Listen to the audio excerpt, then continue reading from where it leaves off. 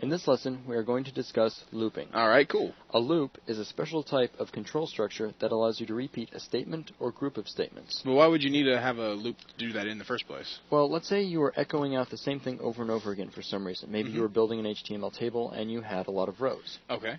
Now, let's say that what you echoed was the exact same thing, that it was redundant. Okay.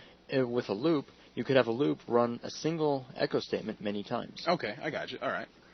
Now, the first type of loop we're going to look at is the while loop. Okay. The syntax goes like this. We use the keyword while, then in parentheses we specify a condition that it uses to tell if it should continue looping. Okay. And I'm going to go ahead and block in our statement block with curly braces. So what condition do we want to use? Well, I'm going to create a variable that we can use to keep track of where we're at in our loop. I'm going to call that variable $counter.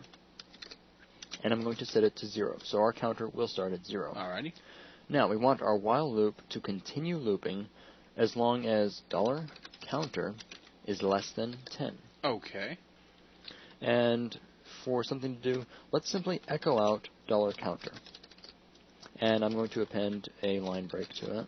Alright. So what you're saying is that pretty much while the is less than 10, it's going to continue looping. The whole thing is going to keep going until it gets up to 10. Right. Similar to the way an if statement works, where an if checks to see if this expression is true or false. Okay. The while does the same thing. It does a check, except if the expression is true, it continues looping. Okay. If the expression is false, it stops looping. Okay. On one interesting point in the way the code flow works, if this was 0 to begin with, nothing would be executed. Like, let's say that... let's say counter started at 20. Okay. Then 20 is not less than 10. It will completely skip. Just keep that in mind. Okay. You are not. This code is not guaranteed to be reached. Okay, I got you. Okay. So looking at this, it seems like that would work. Yeah, it should have our counter. Run it, and it should be looping up to 10. But let's think about this for a minute. Let's run through a few iterations in our head. We run through the first one. Counter is 0 less than 10. Yes. All right. Echo. Continue looping. So we do the check again. Has this changed? No, it hasn't. We haven't affected it. Yeah. So it's still 0. That means so it'll always be 0. And that means the loop will never stop running. Ah. What we've built here is an infinite loop. Okay. So it'll just keep going over and over and over again. Well, that'll just keep going on forever pretty much then, right? It would, except that PHP has a maximum limit on execution time. Okay. If it didn't, yes, and this would continue indefinitely. I see. So before we run this, we definitely want to make sure that we affect counter in such a way that we have a finite number of iterations. I see. So let's say that what we want to do is increment counter every iteration of the loop. So every time it goes through, you want to increment it up by like 1, right? Right. Okay. And to do that, we can use the increment operator. Oh, okay, I see. So let's save this out and test it. Okay. And we'll grab a web browser. And let me load up my local server, and we'll say loop.php. Okay. I see. So it goes through 0 through 9, but how come it didn't do 10? Good question. That's because we're testing for the counter to be less than 10, and 9 is the last integer. Oh, I see. That is, That's in fact, less than 10. Okay. Of course, if you desire to have it reach 10, you can always... Less than or equal to. 10. Right.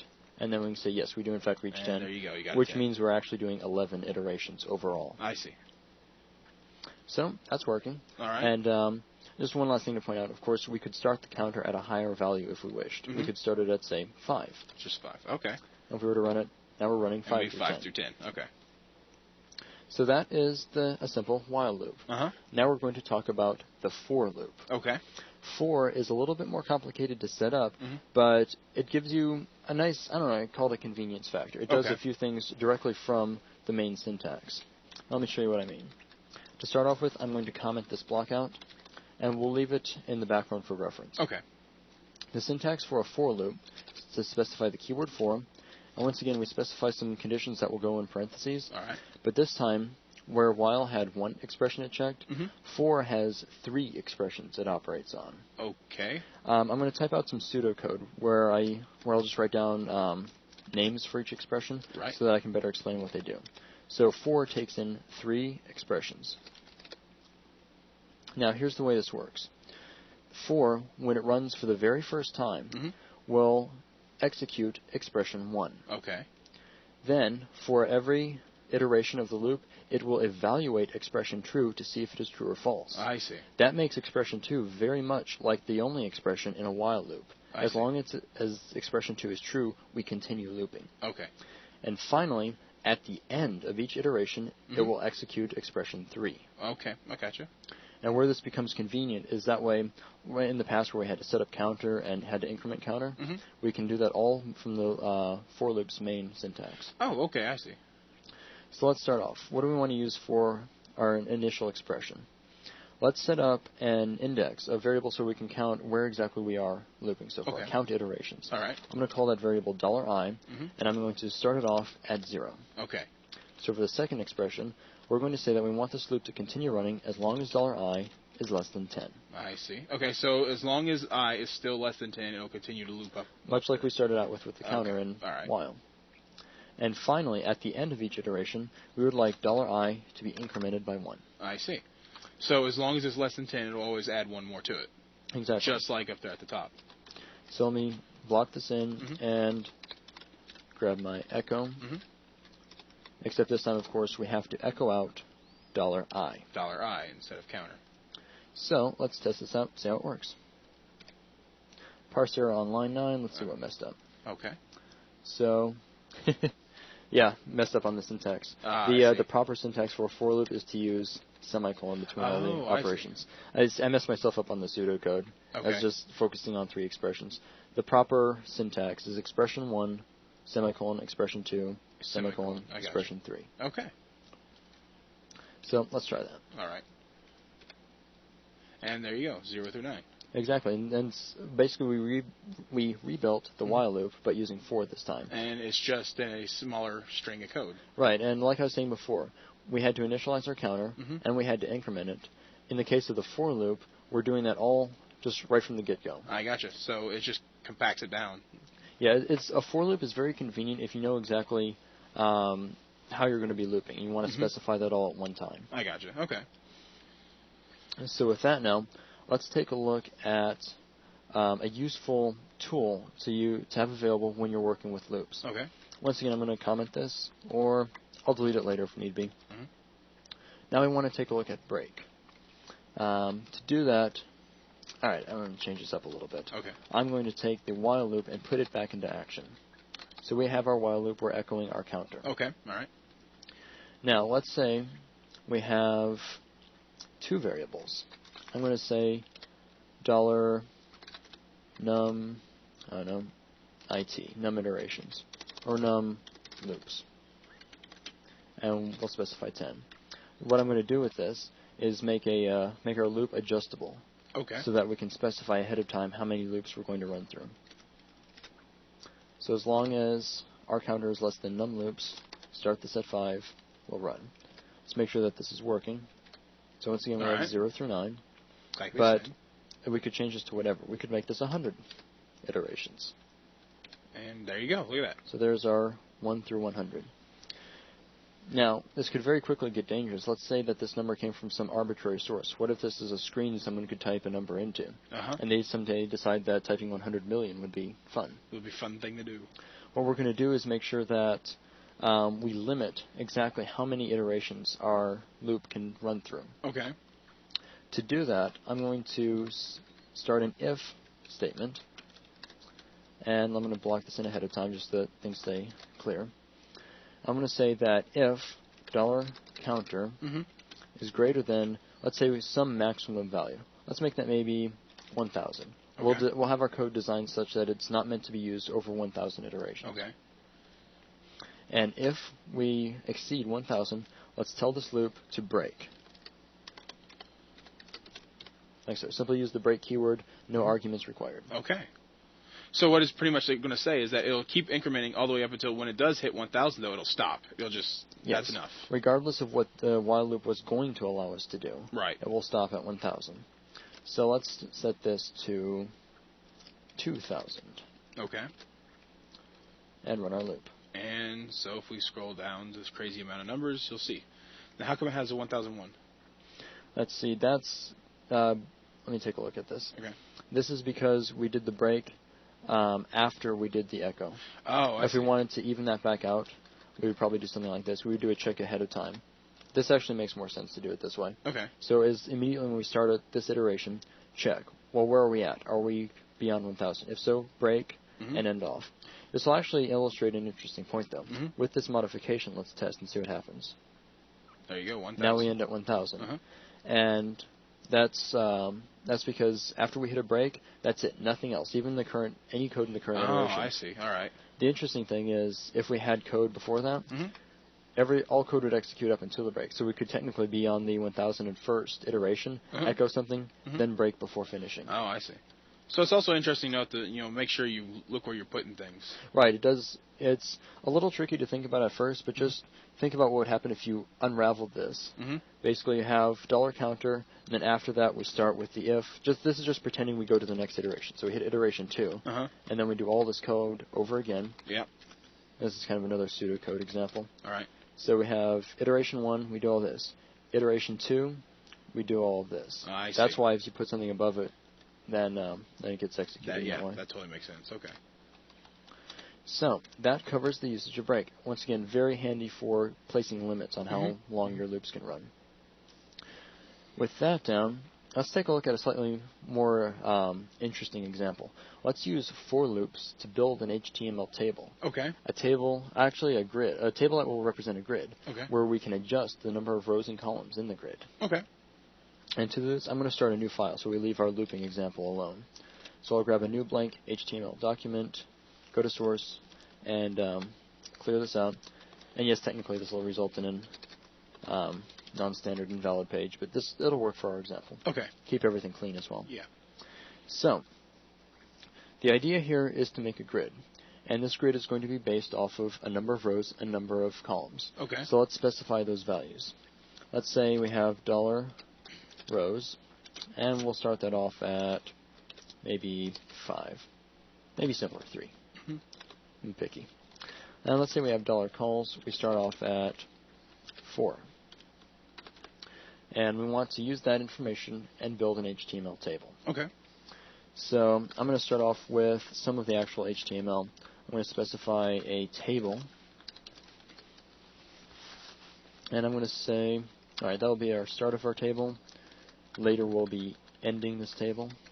And in between here, we need to create some loops that will let us specify rows and columns. Okay. So we need to start off with our first loop, and I'm going to be using for loops for this example. So we will say for, and this time my index variable, I'm going to call it r, because we're going to have 2 loops. I want to be able to specify between the index values. Okay. So we're going to use $r this time, started at 0. As long as $r is less than $rows, continue looping, continue adding rows. And finally, increment $r after each iteration. So this should create rows, and to create rows we'll use the HTML tr, and this will start each of our rows. And we'll, on another echo, end them. So even though this probably won't render like anything, I'm going to go ahead and save it and view the source just so we can see where we're at in code before this gets too complicated. So let's save this as grid dot, what are we going to call it? Like, let's call it table.php, table grid. Yeah. And go over here, and we'll load table.php. And like I said, and there's nothing there. So let's view the source though. We can see, okay, we do have a loop in effect. A row, another row, another row, and yes, it is all in one line, but we aren't specifying new lines anywhere in the code, so of course we shouldn't be getting any. Okay. Now, if we want to make the source more readable, since that could help a lot when we're trying to figure out what's going on, we could add a dot and double quotes and escape character for new line. Okay. Now, before I set up and start doing that everywhere, I'm going to actually make the code a little bit more customizable. I'm going to remove this, instead put a variable in its place. I'm going to define a variable $NL. I'm going to have $NL stand for new line. So $NL equals /n and end off. I got you. The neat thing about this is after we finish it, we have readable HTML. We have a very simple switch for making it go back to one line. Okay. If we want to. Okay. It's just an interesting example. So after each row, add a new line. After the end of each closure of a row, add a new line. We execute, view source, so there we can see we have new lines. I probably need to add some after the table. So we have 1 row, 2 rows, 3 rows, which corresponds to 3 rows. So the row portion of our code is in fact working. Now we need to build columns. Okay. This means we're going to start another loop. And if you notice, this loop is within the first one. This can be done in general in pretty much anything that gives you a statement group. Even things like if statements can be blocked in. As we saw back in the while example, we had an if nested inside the while. So for this loop, we need to do the same thing. As a matter of fact, I'm going to get just a tiny bit lazy and copy, because it's all the same thing. We're just saying that we want to use our $C, or actually I'm going to define $C. We'll use that to count or index columns. I got you. And we'll change this to calls. So we have our variable C, and we use that to keep track of columns. And inside of here, I want to echo out the HTML necessary to build a cell. So we'll say we'll have TD and NTD. I'll put all these on one line since I don't need to split at all. And add the new line character as well. So let's see what that looks like. There you So go. now I have row 1, 2, 3, 4 cells. Same. So it looks like the code's working. All right. Now let's put something interesting inside each of the cells. Let's actually display our, let's display what cell we're in, row in a row, comma, column format. Okay. So starting here, I'm going to break out of the string. So end it, concatenate to a variable, $R, concatenate again back into the string, place a comma, end the string, concatenate to $C, back into the string, and that should work. Okay. Hey, check that out. Look what you got. A big grid of numbers. Now, for an even better visual effect, let's take this HTML table and give it a 1-pixel border around all the cells. So let's go back into here in our table. Let's specify a cell spacing of 1, a cell padding of 3, and a background color of black. Like so. And then for each row, I need to add a background color because the entire table is black. So if we run it out, everything is black. Okay. So I need to specify a background color for our row and make the background color of each row white. And that gives us that. There you go. Check it out. There's our grid. Cool. And so let's play with this a little bit. The whole idea of this was to have an adjustable grid building script. So let's up the rows to 5, maybe take the rows to 5 as well. Okay. So 5 by 5, and there you go. And of course we can do stuff like, okay, let's all of a sudden have 100 rows. Cool. And boom. Look at there. With each row or each cell marked with, I guess you could say a coordinate for that cell, starting at 0, 0. Yeah, 0, 0, 0, 1, 0, 2, all the way to 4. So that's really cool. So yeah, it's just an example of some of the cool stuff you can do. And as you can see, that would get really handy. You can complete dynamic control of how you build an HTML table. Yeah. So in this lesson, we covered things like basic looping, what loops are. We took a look at the while loop, how it works. We took a look at the for loop and how to use it, how you can kind of use it almost like a shorthand without having to manually control variables. I was going to say, it's interesting to note that you only use the for loops in there. In this one? Yeah, it was just convenient. It was like I was saying, things where we know ahead of time where we need to start at a value, we need to check, and we need to increment. And if you had used the other one, the while loop. Yeah, the while loop, it would have been, that code would have been a little bit longer. Yes, I would have needed to do incrementing within each of these loops. So we would have had to take our row counter and column counter and manually increment them. So after that, we took a look at break and how it can be used to limit the number of times the loop can iterate. And finally, we took a look at building a dynamic HTML table using simple loops. Yeah. And with that, that is going to wrap up the lesson. All right.